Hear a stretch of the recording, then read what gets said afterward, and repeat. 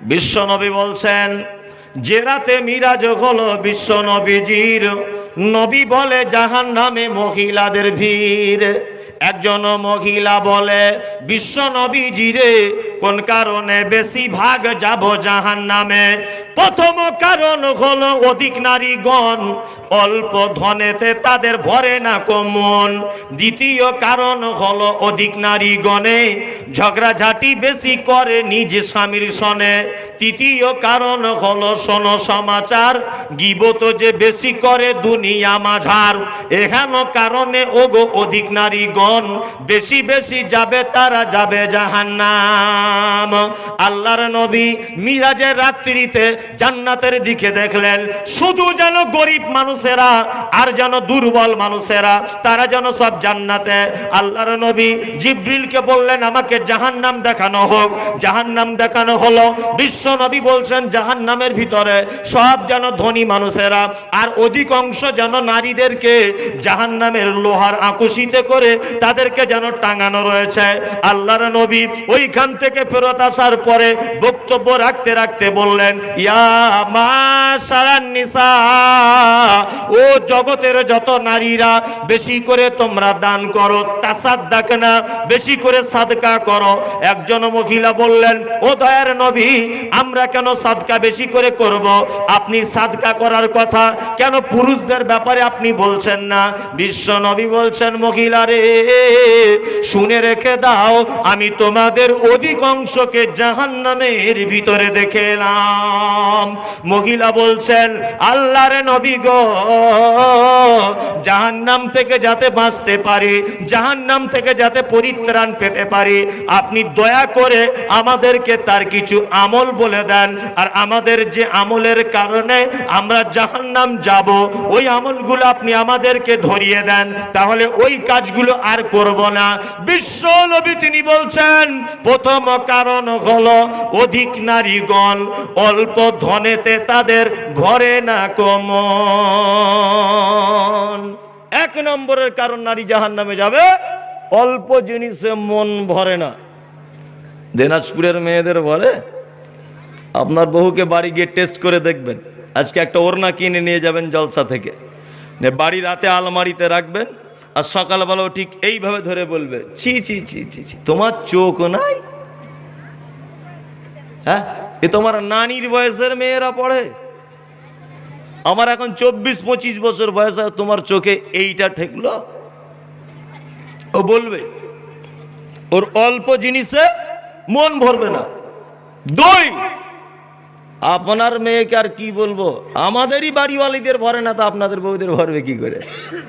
হ্যাঁ, সরিষার ভিতরেই তো ভূত। আমিও বাপের এক বেটা, বুঝলেন, একটাই বেটা। আমার মায়ের 4 বেটি। তা কখনো জলসা টলসা করে যখন বাড়ি যাই, যখন যেখান থেকে যেটা পছন্দ হয় ওর জন্য কিনে নিয়ে যাই। বাংলাদেশে যখন যাই তো মনে হয় 20-30টা জামা কাপড় শুধু ওরই জন্য নিয়ে আসি। আমার আব্বা আবার একটা বৌমা বলে সব জমাতে জামা কাপড় কিনে দেয়। আমার মা একটা বৌমা বলে ফেরিওয়ালাদের কাছ থেকে লুকিয়ে চুরিয়ে সব সময়তেই দেয়। আবার আমার স্ত্রীর বাপের একটা বেটি, ওর বাপ মাও সব সময়তে দেয়। আমার 4টে দিদি, তারা সব সময়তেই দেয়। আর আমি বাড়িতে থাকতে পারি না, সময় দিতে পারি না বলে অন্তত জামা কাপড় বেশি করে কিনি, যাতে অন্তত এইগুলো নিয়ে একটু ভুলে থাকে। আমাকে তাই মাঝে সাঝে বলে, তোমার জলসার 12টা বাজিয়ে দেবো, তোমার জলসার 12টা বাজাবো আমি। অনেক কথা বলে। তা বছরে মনে হয় 100টা জামা কাপড়ের সেট ওরই হয়। আবার দুতলা বাড়ির সব আলমারি টালমারি সব ভর্তি ওরই জামা কাপড়। তা কখনো যদি জলসা শেষ করে বাড়িতে গিয়ে একটু আনন্দ করে বলি, চলো তো তামিমের মা একটু কলকাতা সায়েন্স সিটির দিকে বেরিয়ে আসি, গাড়িটা বার করছি, চলো ড্রাইভারকে ডাকি। তো আমার স্ত্রী আমাকে এ কথা বলে, কি পরে যাব, ভালো শাড়ি নেই। কি বুঝলেন? হ্যাঁ, আমাকে বলে কি পরে যাব, ভালো শাড়ি নাই। মনে মনে বলি, ওরে বছরে তোকে 100টা সেট দেওয়ার পরেও তুই যদি বলিস ভালো শাড়ি নাই, তা রিক্সা চালকের বউ তাহলে কি বলবে? হ্যাঁ, এর নাম নারী। আল্লাহ নবী সাল্লাল্লাহু আলাইহি ওয়াসাল্লাম দ্বিতীয় নম্বরে বলছেন, শোনো, দ্বিতীয় নম্বরে তোমরা জাহান্নামে যাবে নারী, স্বামীর সঙ্গে সদ্ব্যবহার করো না, তাই আপনাদের করে তো করে। ওই একটা লোক এরম এরম করছে, মানে খুব বিপদে আছে বেচারা, খুব বিপদে। আপনার ব্যাপারে অভিযোগ করছে হাত তুলে, মানে বেচারা খুব বিপদে আছে। এখানকার পঞ্চায়েত আছে নাকি এখানে কেউ? কাল সকালে ওর বাড়ি যাবেন, একটু বিচার করে দিয়ে আসবেন, কেন চাচি আমার ভালোবাসে না। বুড়া লোক এরম এরম করছে, মানে কঠিন বিপদে, কঠিন বিপদে। ও মনের কষ্ট দিয়ে হাতটা তুলেছে, এমনি তুলতে পারেনি, খুব কষ্টে আছে বেচারা। চাচি আমার যদি এখানে থাকেন তাহলে একটু বুড়াটাকে সেবা যত্ন করিয়ে না, আর কদিন তো আছে, তারপরে চলে যাবে। আহা, আল্লাহ নবীর আর আয়েশার কি প্রেম ছিল, কি ভালোবাসা ছিল। হাদিসের একটা অংশ আপনাকে বলছি শুনুন, তারপর আবার গীবত বলবো।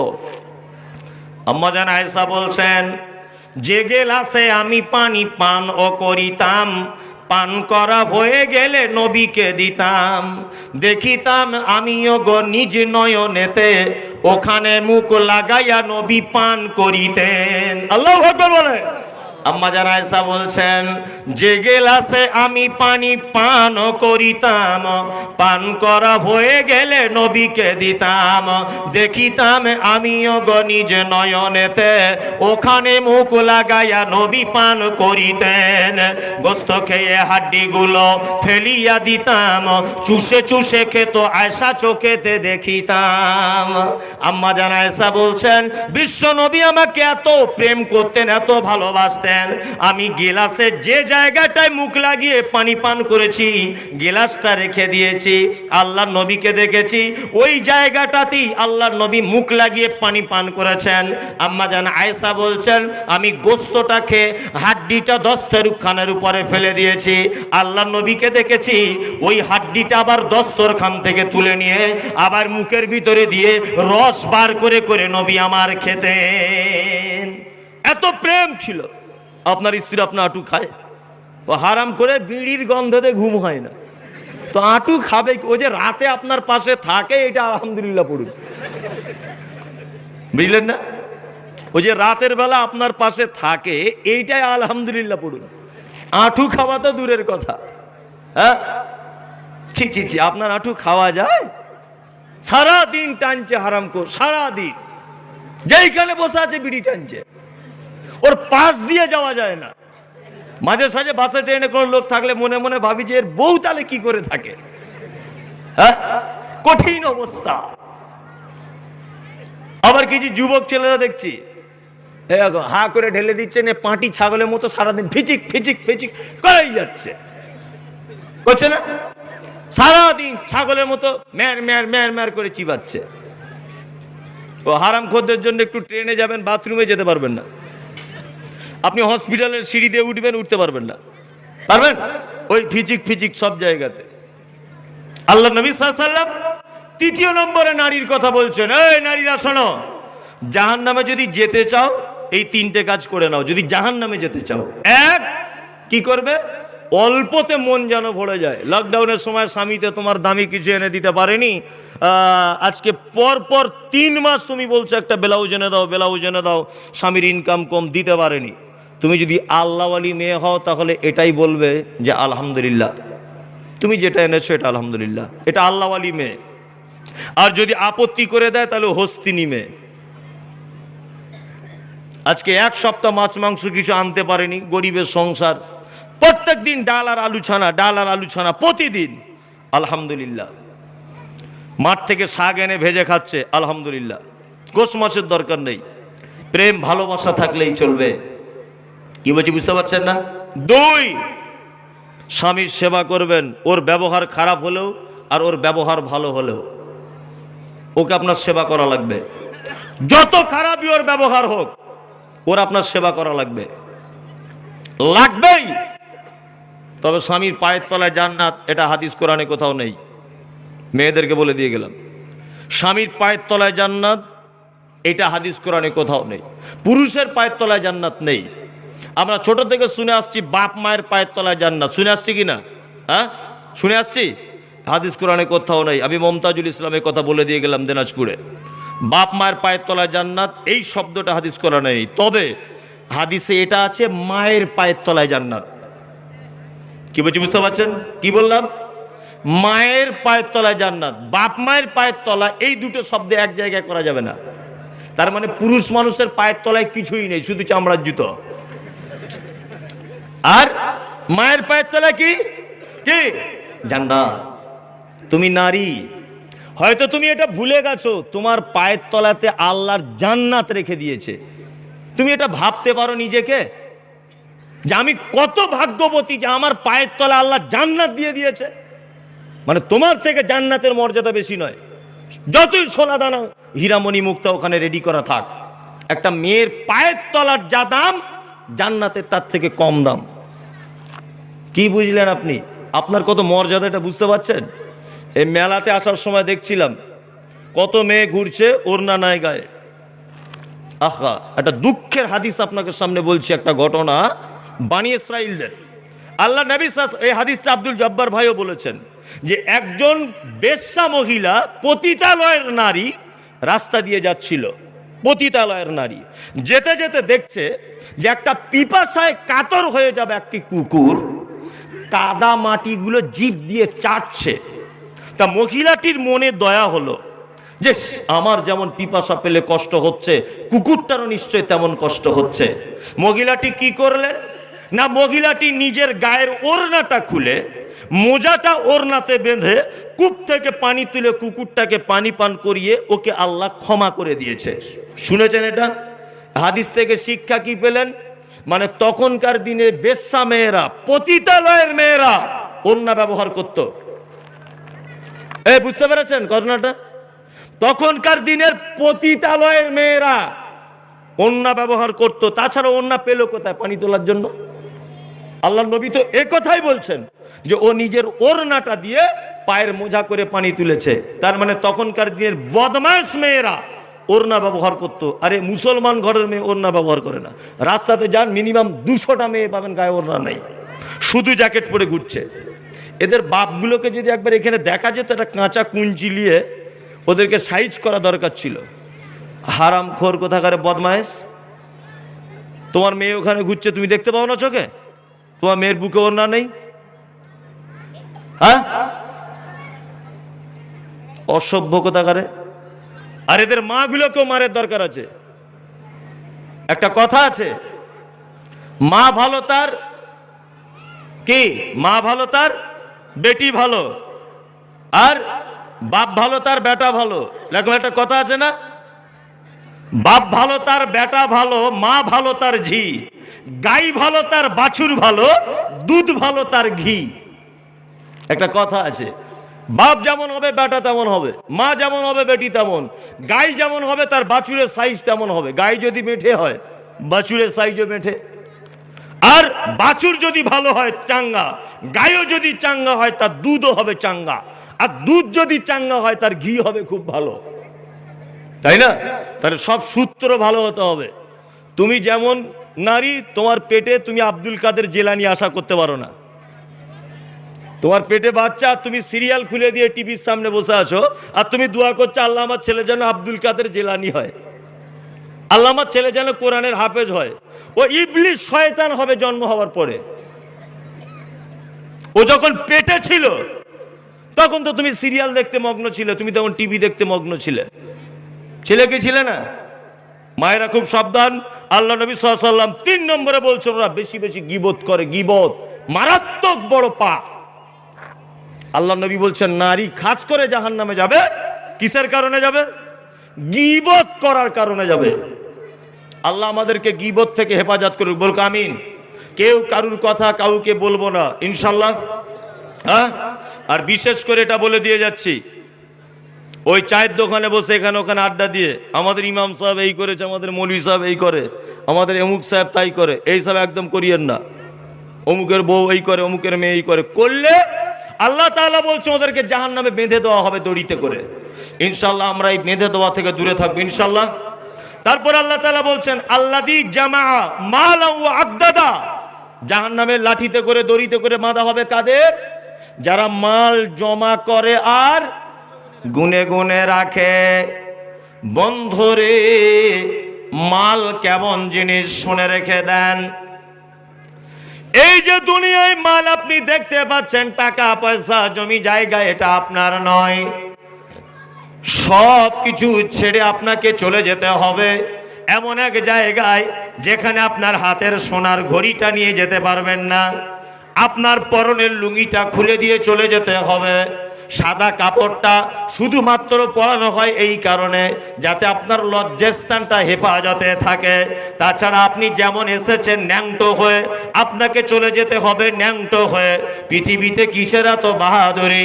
টাকা তুমি কামাচ্ছ হারাম পথে না হালাল পথে, এটা দেখার প্রয়োজন মনে করছো না। টাকা আর টাকা, আজকে 1 লাখ টাকা হলো, কালকে 2 লাখ টাকা হলো, পরের দিন 3 লাখ টাকা হলো। শুধুই তুমি গুনতে ব্যস্ত রয়েছ আর মনে মনে ভাবছো টাকা আমাকে বাঁচিয়ে দিবে। শুনে রেখে দাও, সারা ভারতবর্ষের বামফ্রন্টের সব থেকে বড় নেতা, তার নাম জ্যোতিবাবু। জ্যোতিবাবুর নাম শুনেছেন? মারা গেছে। ডাক্তার বিধানচন্দ্র রায় মারা গেছে, বেঁচে নাই। কিছুদিন আগে মারা গেছে কোটি কোটি টাকার মালিক, তার নাম হচ্ছে লতা মঙ্গেশকর, আর বেঁচে নাই। কিছুদিন আগে মারা গেল বাপি লাহিড়ী, আর বেঁচে নাই। কিছুদিন আগে মারা গেল কাদের খান, আর বেঁচে নাই। কিছুদিন আগে চলে গেল দিলীপ ঘোষ, আর সবাই মারা যাবে। পৃথিবীতে কেউ কোনোদিন বেঁচে থাকবে না। দুনিয়ার মালটা কেমন আপনাকে বলি, শুনে রেখে দেন। বিশ্ব নবী তিনি বলেছেন মাল হলো 3টা। যেটা তুমি খাও এটা তোমার মাল, যেটা তুমি পড়ো এটা তোমার মাল, যেটা তুমি আল্লাহর রাস্তায় খরচা করো এইটা তোমার মাল, বাকিগুলো একটাও তোমার না। আপনি টিকিট কেটেছেন ট্রেনের, এখান থেকে কলকাতা যাবেন, আপনি সিটে বসে আছেন, আর একটা লোক সাইডে দাঁড়িয়ে আছে। ও যতক্ষণ না পর্যন্ত আপনি উঠবেন ততক্ষণও কিন্তু ওই সিটে বসতে পাবে না। আপনি এখান থেকে চলে গেলেন, বোলপুর পার হলেন, আপনার সিটের মর্যাদা আস্তে আস্তে করে কমে যাচ্ছে। বন্ধুরা আমার, আপনি উঠে যাবেন, আপনার সিটে আরেকজন বসবে। আপনি বাসে উঠেছেন, মালদায় যাবেন, আপনি মালদা পর্যন্ত পৌঁছাবেন, আর একজন দেখবেন সাইডে দাঁড়িয়ে আছে। আপনি উঠে গেলে আবার ও ওই সিটে বসবে। এর নাম হলো দুনিয়া, আর এর নাম হলো মাল। আপনি যে মালের সম্পদ পাহাড় জমা করে রেখেছেন, আপনার পাশে আর একজন খারাপ হয়ে আছে, আপনার বেটা। শুধুমাত্র সিট ছাড়তে যা দেরি, আপনার ব্যাটারে মাল হয়ে যাবে। আপনি ইনকাম করেছেন, আপনার হবে না, আপনার ব্যাটার হয়ে যাবে, আপনার বেটির মাল হয়ে যাবে। আপনি মারা যাবার পরে বেটা বেটি মাল নিয়ে ঝামেলা লেগে যাবে। বিশ্ব নবী তিনি বলেছেন, শুনে রেখে দাও, এই মাল তোমার নয়। 3টে জিনিস হলো তোমার। যেটা তুমি খাও এটার নাম হলো মাল, যেটা তুমি পড়ো এটার নাম হলো মাল, যেটা তুমি আল্লাহর রাস্তায় দাও এইটা হলো মাল, বাকিগুলো একটাও তোমার নয়। মাল বাঁচাতে পারবে? এ মাল কাউকে বাঁচাতে পারে? পারে না। আমাদের মাঝে একজন বাদশাহ এসেছিলেন, বাদশার নাম হলো বাদশাহ সেকেন্দার। সবাই নাম শুনেছেন।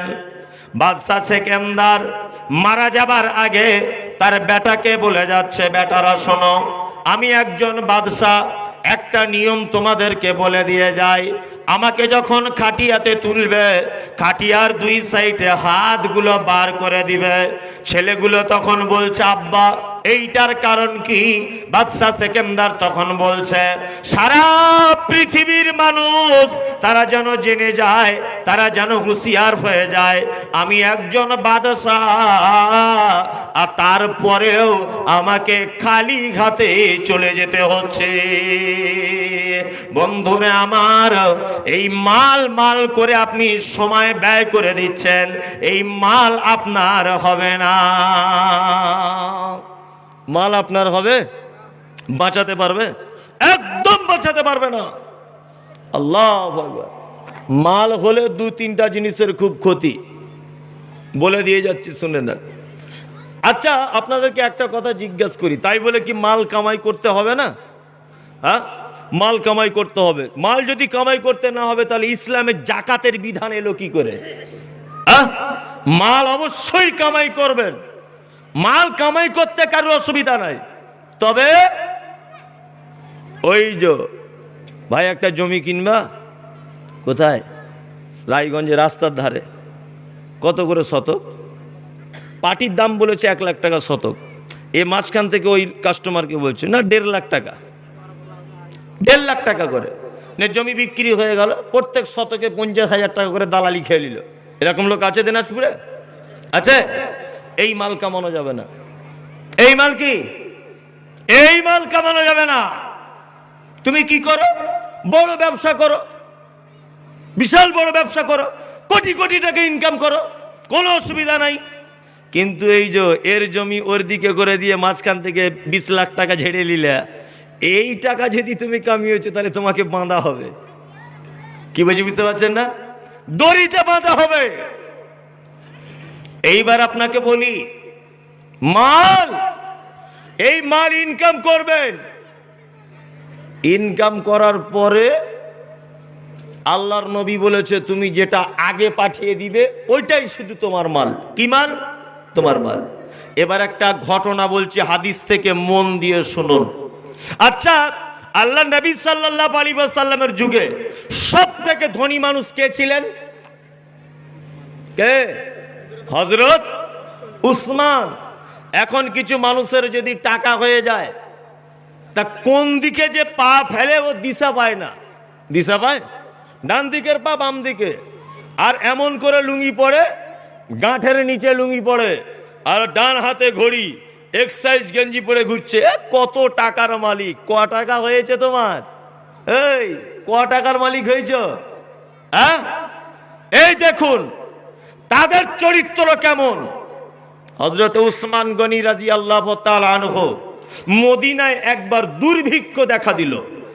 দুর্ভিক্ষ মানে এমন দুর্ভিক্ষ, মানুষ না খেয়ে মারা যাবে।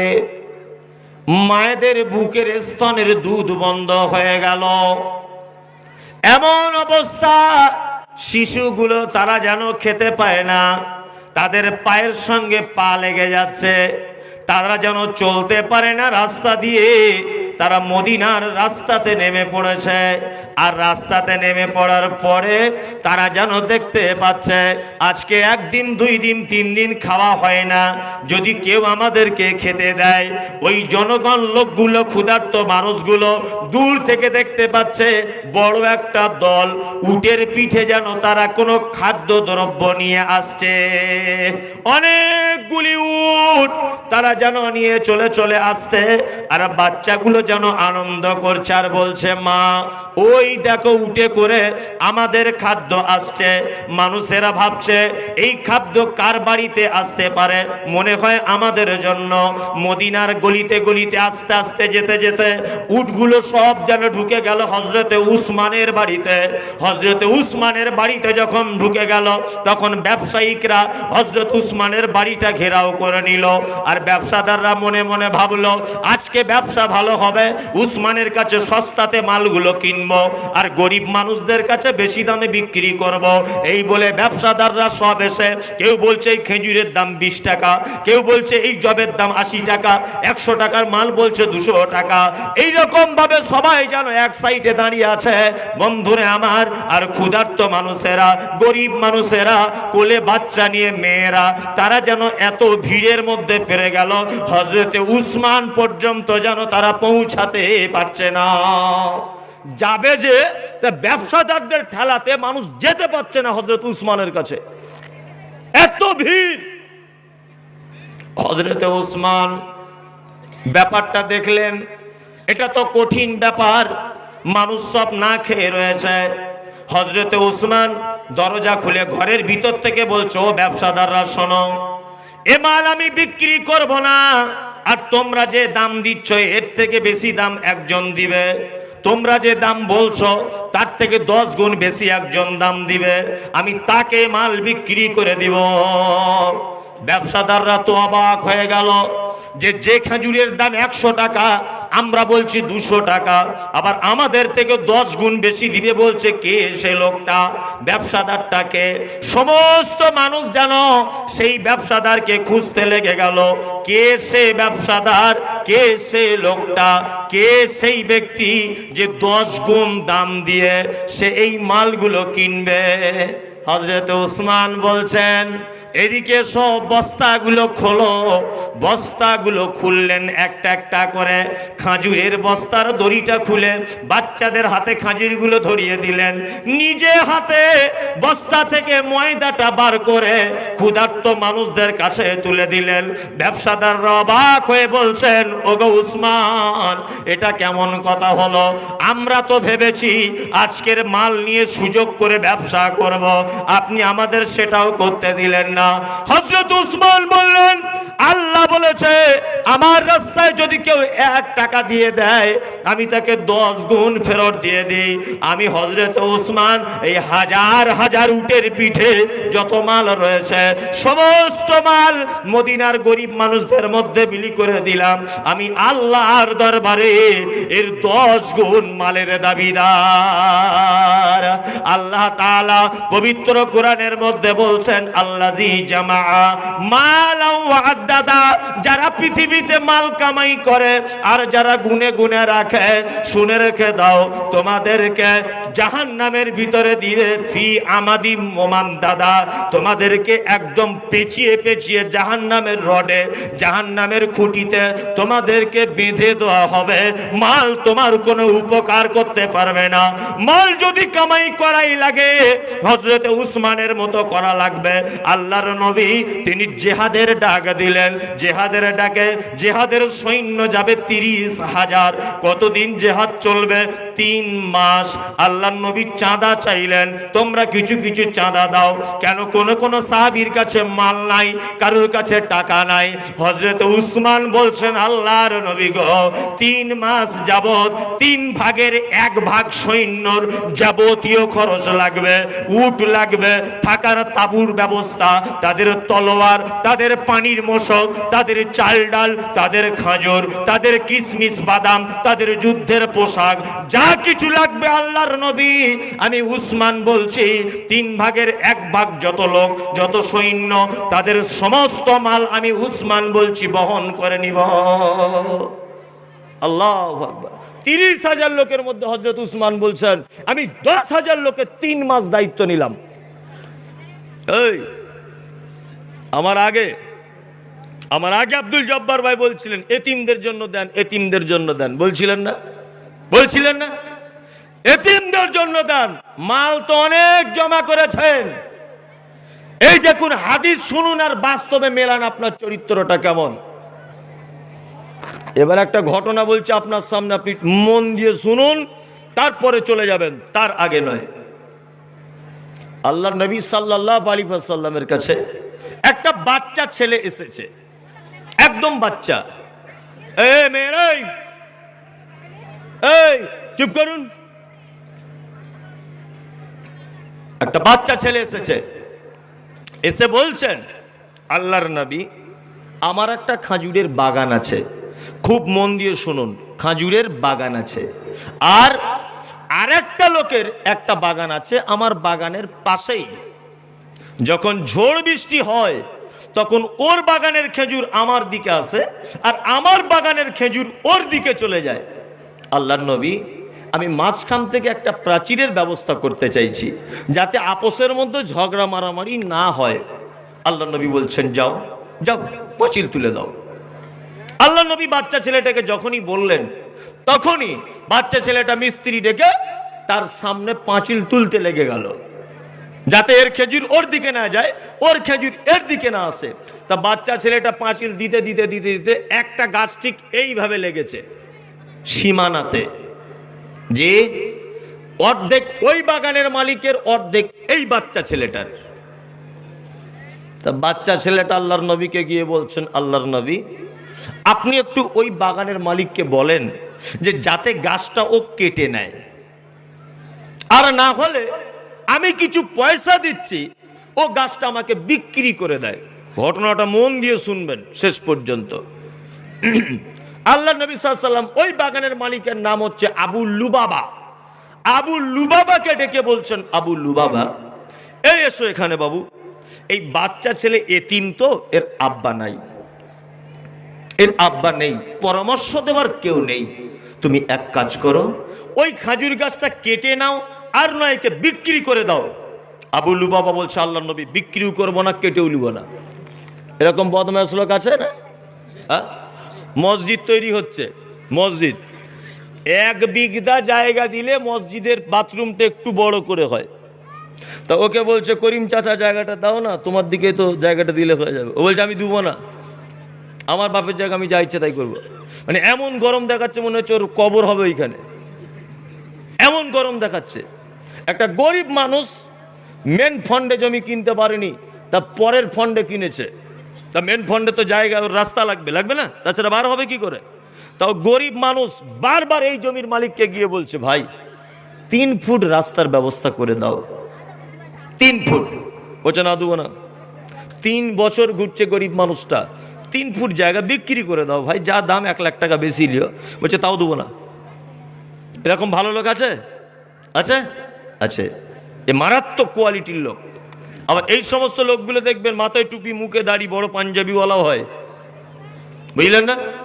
হ্যাঁ, কিছু কিছু লোক আছে তারা লেভেলধারী, যেমন মসজিদের ইমামের পিছনে পাবলিক কেউ লাগে না, 5 ওয়াক্ত নামাজিরা লাগে। দেখবেন মসজিদের ইমামের বিরুদ্ধে যদি কেউ কথা বলে পাবলিক কেউ বলে না, 5 ওয়াক্ত নামাজিরাই বলে। ঠিক বলছি না ভুল বলছি? এরাই গীবত করে। তা ওই লোকটা বলছে আল্লাহ নবী আমি ওকে বিক্রিও করবো না, কাটবও না। তা আল্লাহ নবী সাল্লাল্লাহু আলাইহি ওয়াসাল্লাম তখন বলছে এক কাজ করো, এতিম তো একটু দয়া করো। আল্লাহ রাসূল সাল্লাল্লাহু আলাইহি ওয়াসাল্লাম থাকতে না পেরে লাস্টে বলছেন এই তুমি ওই গাছটা ওকে দাও, আর এর বিনিময়ে জান্নাতে একটা গাছ তোমায় দেওয়া হবে। আমি মুহাম্মদ সাল্লাল্লাহু আলাইহি ওয়াসাল্লাম জান্নাতের গাছের জামিনদার থাকলাম। লোকটা তখন বলছে জান্নাতেও গাছ চাই না। কি বলছেন? আল্লাহ নবী সাল্লাল্লাহু আলাইহি ওয়াসাল্লাম বলছেন ওই আবু লুবাবা, ওই জান্নাতে